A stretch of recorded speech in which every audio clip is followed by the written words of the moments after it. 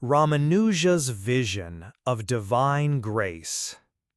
Ramanuja, the great 11th–12th century South Indian philosopher, theologian, and social reformer, is the primary exponent of the Vishishtadvaita school of Vedanta.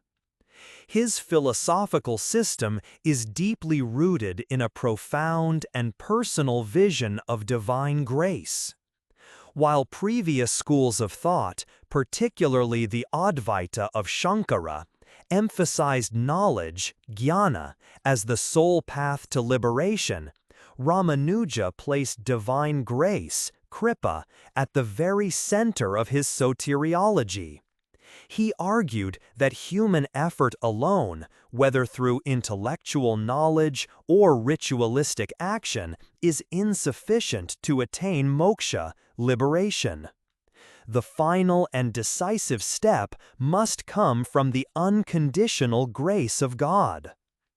For Ramanuja, God, whom he identifies with Vishnu, is a personal and loving deity who actively seeks to save souls. The relationship between the individual soul, jiva, and God, Brahman, is not one of absolute identity, as in Advaita, but rather a relationship of dependency and devotion, like a servant to a master or a child to a parent. God, in his infinite compassion, is the source of all grace, which can be bestowed upon a devotee who has surrendered completely. This act of surrender, known as prapatti, is a crucial aspect of Ramanuja's theology. It is the ultimate expression of humility and faith, where the devotee casts aside all pride and ego and trusts completely in the Lord's mercy.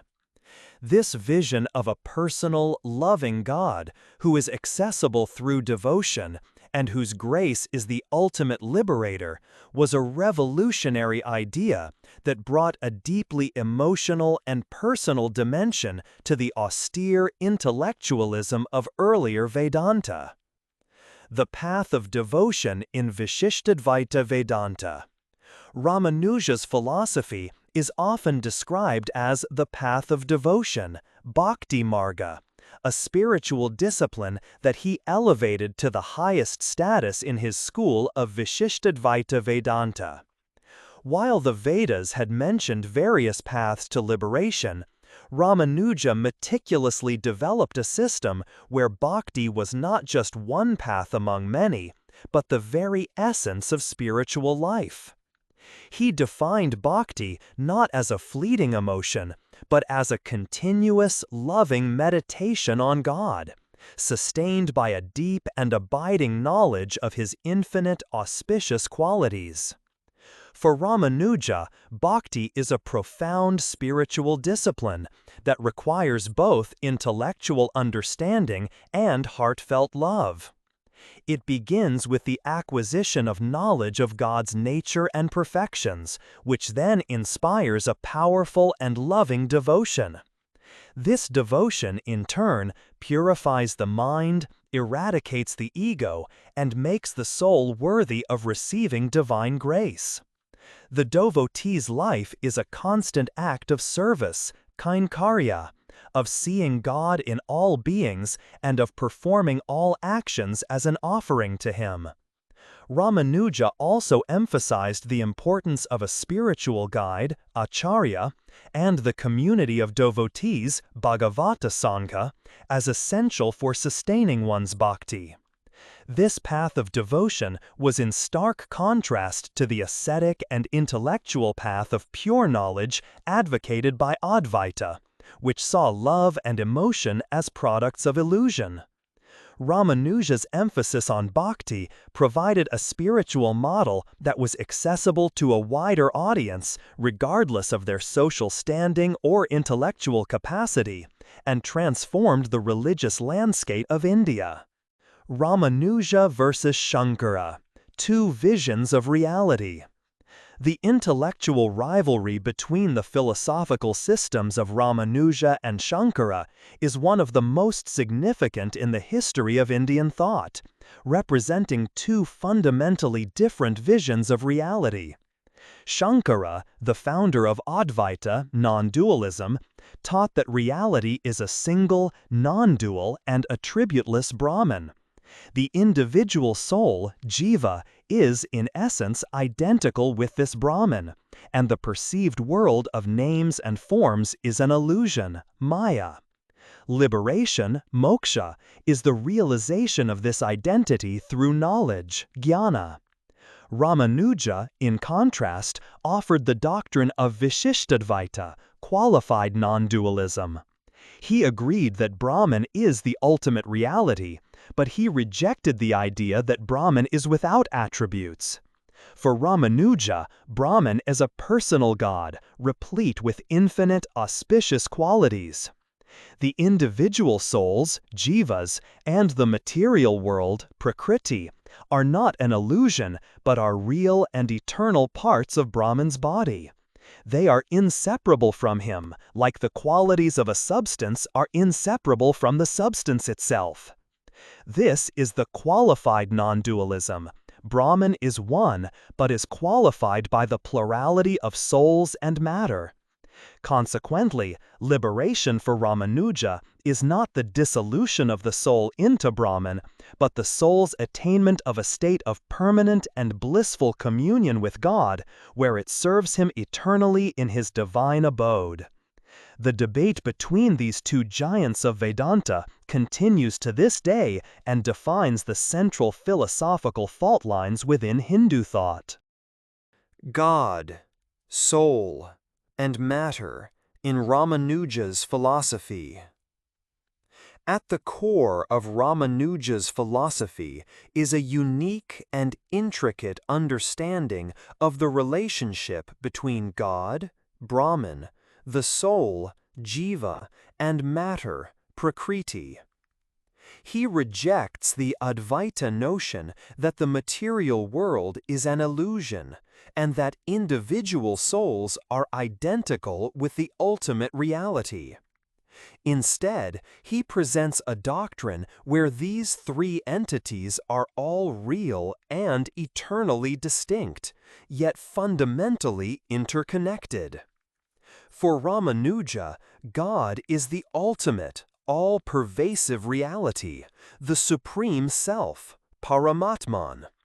He is a personal God, possessed of infinite, auspicious qualities. God is the independent, supreme controller of all things. The souls and matter, while real, are entirely dependent on God. Ramanuja uses the metaphor of the body and the soul to explain this relationship. Just as the body is a part of the person, controlled by the individual soul, so too are the souls and matter parts of God's body, controlled by the Supreme Soul, Brahman. They are his attributes, existing for his purpose and inseparable from him. This is the essence of Vishishtadvaita, qualified non-dualism. Brahman is one, but is qualified by the reality of souls and matter.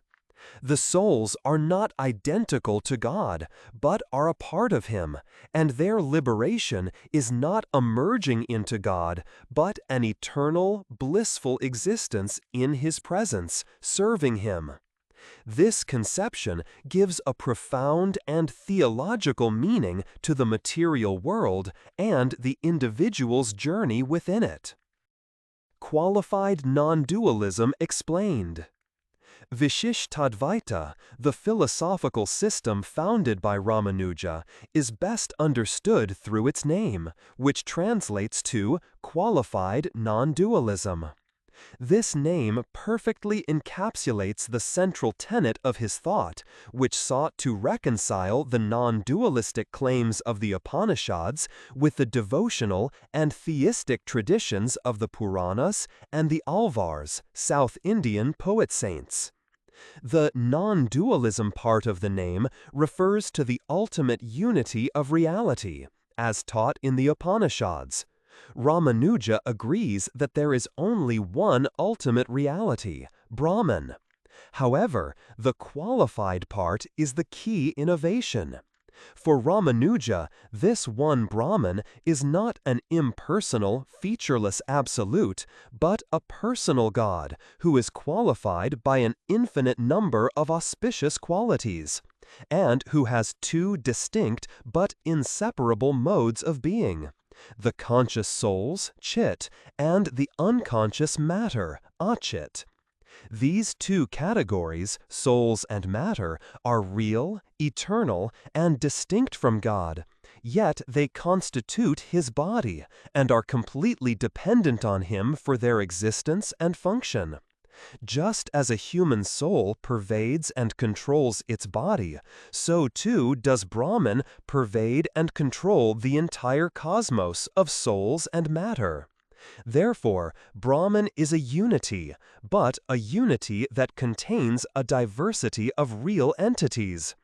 This philosophical framework allowed Ramanuja to simultaneously uphold the non-dualistic spirit of the Upanishads, the devotional fervor of the bhakti movement, and the reality of the individual soul and the material world.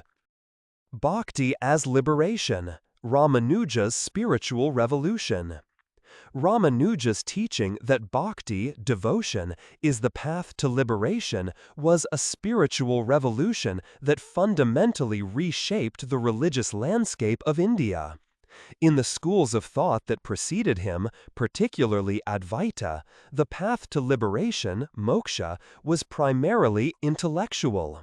The ultimate reality was seen as an impersonal, non-dual consciousness, and liberation was the realization of one's identity with this consciousness through arduous intellectual inquiry and the rejection of the illusory world. This was a path that was largely restricted to a small intellectual elite. Ramanuja changed this by arguing that the ultimate reality, Brahman, is a personal, loving God who can be known and loved. He elevated bhakti from a preliminary religious practice to the very essence of the spiritual path. For him, bhakti was not a fleeting emotion, but a profound, loving meditation on God that was sustained by a deep knowledge of His divine qualities. This emphasis on devotion made the path to liberation accessible to all, regardless of their caste, gender, or intellectual capacity. The only requirements were faith, surrender, and a genuine love for God.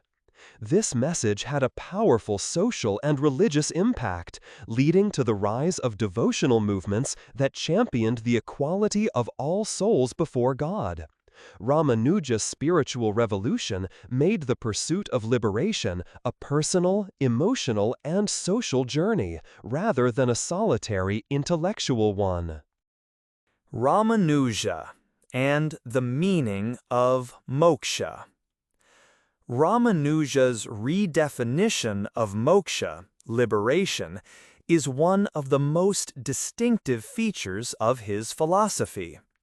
He rejected the Advaita view that moksha is the realization of the identity between the individual self, jiva, and the ultimate reality, Brahman, a state where the individual loses all sense of a separate identity and merges into the absolute. For Ramanuja, this state would be a form of annihilation, not a state of ultimate bliss. Instead, Ramanuja defined moksha as the soul's attainment of its true nature and its eternal, blissful communion with God. In this liberated state, the soul does not become God, but rather achieves a state of existence in which it is free from the bondage of karma and rebirth. The soul's individuality is not lost, it is perfected. It is freed from ignorance and suffering and attains a state of infinite knowledge and bliss. The liberated soul resides in the divine abode of God, Vaikuntha, and participates in a loving, eternal service, Kainkarya to him. This is a state of perpetual closeness, not of identity.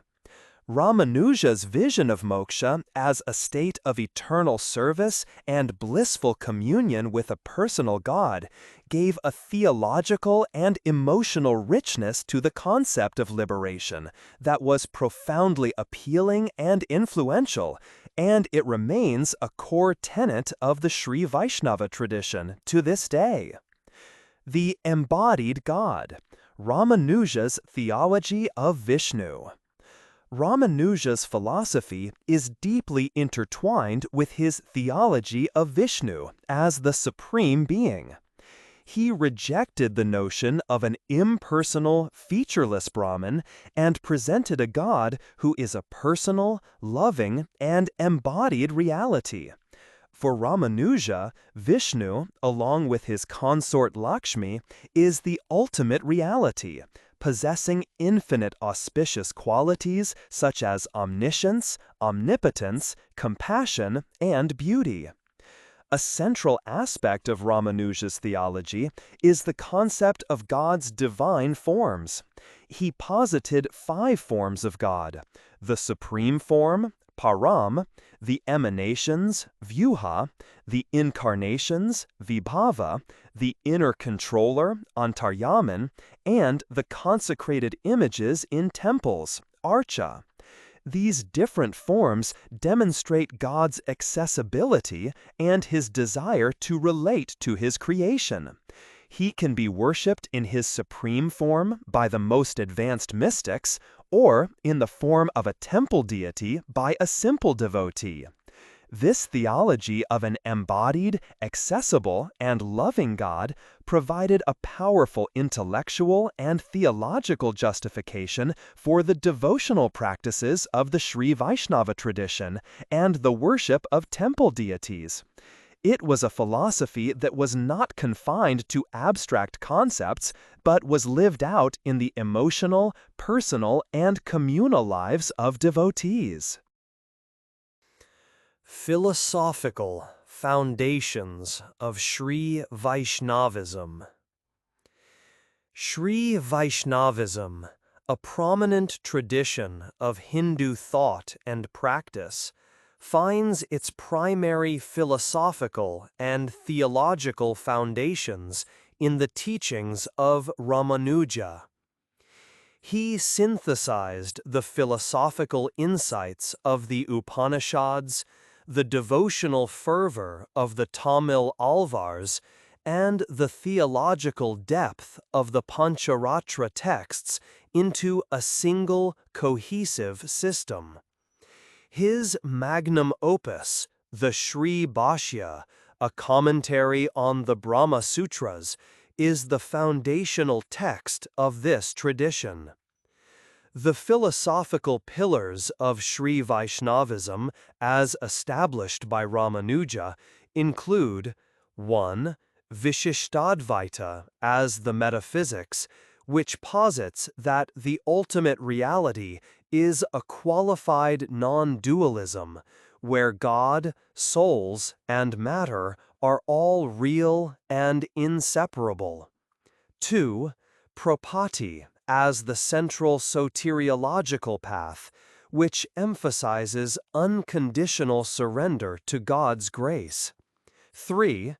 The ultimate goal of life is moksha, which is defined as eternal communion with God in His divine abode. 4. The importance of a guru parampara, an unbroken lineage of teachers and disciples for the transmission of spiritual knowledge and practice. Ramanuja's philosophical and theological vision provided the intellectual backbone for a living, vibrant tradition of devotion and community, and his teachings continue to guide the spiritual lives of millions of Sri Vaishnava devotees today. Ramanuja's legacy in modern Hindu thought. Ramanuja's legacy is a transformative and enduring force in modern Hindu thought, reaching far beyond the confines of the Sri Vaishnava tradition. His intellectual contributions were pivotal in the development of a coherent philosophical basis for the bhakti movement, which swept across India and continues to be the dominant form of religious expression for millions of Hindus. By offering a philosophical system that was both intellectually rigorous and emotionally satisfying, he made the path to liberation accessible to all, and his teachings had a democratizing effect on Hindu society. His emphasis on the importance of divine grace and the accessibility of a personal God provided a powerful counter-narrative to the more abstract and impersonal philosophies that preceded him. His work also had a significant social impact. By emphasizing that all souls are equally a part of God's body and equally deserving of His grace, Ramanuja provided a theological justification for challenging social hierarchies and promoting a more egalitarian vision of society. He is remembered not only as a great philosopher and theologian, but also as a social reformer who opened the doors of temples and spiritual knowledge to people from all walks of life. The echoes of his teachings can be found in a wide variety of modern Hindu movements that champion devotion, community, and the personal relationship between the devotee and God.